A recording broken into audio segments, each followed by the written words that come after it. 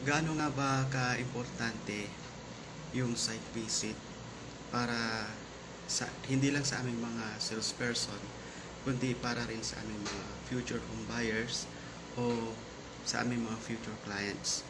Unang-una, ang pagsa-site visit po ay part po yan ng tinatawag nating due diligence. Ibig sabihin po, titignan mo kung talagang may property na binibenta. Mapalat only man yan or RFO, ready for occupancy, mga pabahay, mga townhouses, etc. Kasi usually nakikita lang natin itong nakapost sa social media. Ayan. And then, kapag nagsa-site visit kasi tayo, ma-explore natin yung mga future neighborhoods natin, yung mga future kapitbahay, kung ito man ay pabahay o mga townhouses. Yan. Pag lot only naman, makikita mo talaga yung actual kung saang part, location yung napili mong lote doon sa lot plan. At the same time, makikita mo kung ito ba ay flat land, hindi na kailangan ng panambak, may linya na ba ng kuryente, tubig, linya ng internet, ayan, may bakod ba para sa security, yan, gaano ba kalayo mula sa site hanggang doon sa kalsada. So mga ganon. At the same time, kapag lot only lang yung target mo, syempre kukuha ka o ihingi ka ng Xerox copy ng title, kung hindi man title, tax declaration. And then ipapa-verify mo ito sa Registry of Deeds.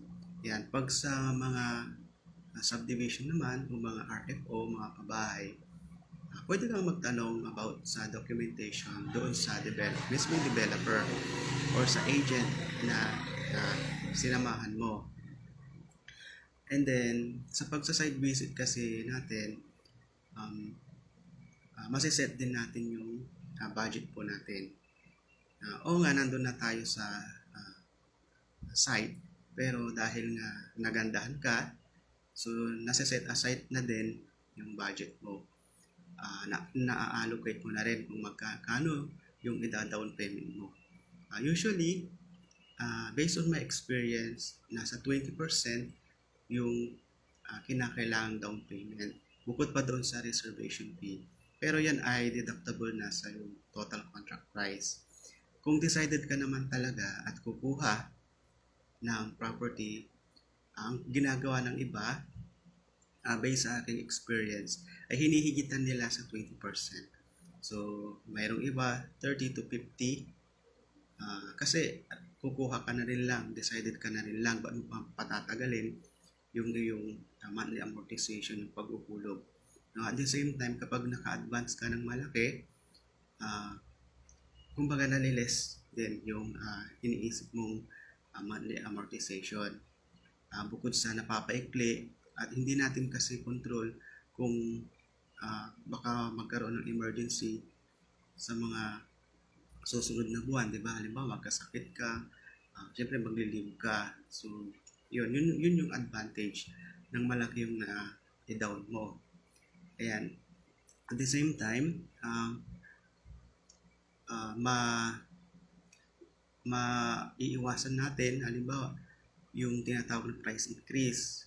Ayan. So, sayang naman yung price increase. Kung halimbawa, noong 2022, 6,000 per square meter.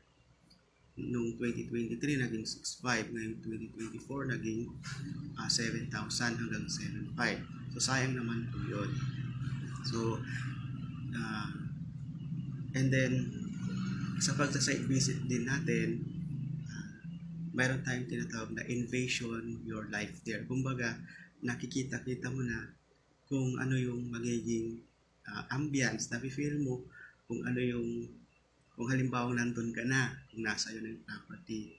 So, yun yung kahalagahan ng pagsa-site visit. No? Then, kapag RFO naman, yung kukunin mo, nakafix na siya. Yun ang consequence pag RFO. Kung hindi mo gusto yung pintura, yung tiles, mga ganon, so may possibility na ipapa-renovate mo. So gagastos ka na. Yun yung parang hindi maganda kapag RFO yung kukunin mo. Pero kung ikaw ang mismo yung magpapatayo, magpapagawa, nasa sayo kung ano yung mga specification na gusto mo. Kung ilang bath, ilang toilet, yan anong kulay ng pintura, klase ng tiles. So ikaw ang masusunod. Yan. Kaya lang kapag sa developer ka kukuha o yung RFO na,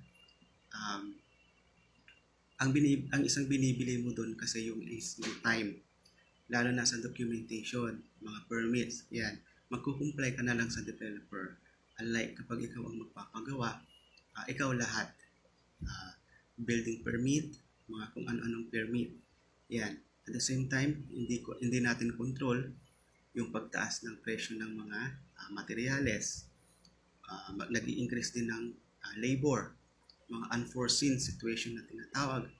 At the same time, yung budget natin, hindi siya lagi final. Ibig sabihin, kung ang budget mo ay 3 million, mag-allocate ka ng 30 to 50%. So magiging 4.5 million yan para pasok sa iyong budget at talagang diretsyo na maipapagawa mo yung iyong bahay. Kasi kung papansin natin, maraming mga bahay na hindi natatapos kasi nga hindi siya nakaplano ng maigi. Ayan. So, ang isang magaling na salesperson, so hindi lang sarami ng nabenta niya. Ang magaling na salesperson para sa akin, yung natulungan natin yung isang client na pasok sa kanyang needs, sa kanyang pangangailangan. Ayan. So, nasa YouTube na rin po tayo, nasa TikTok, nasa Instagram, para mas malawak po yung ma-reach natin ng mga future clients.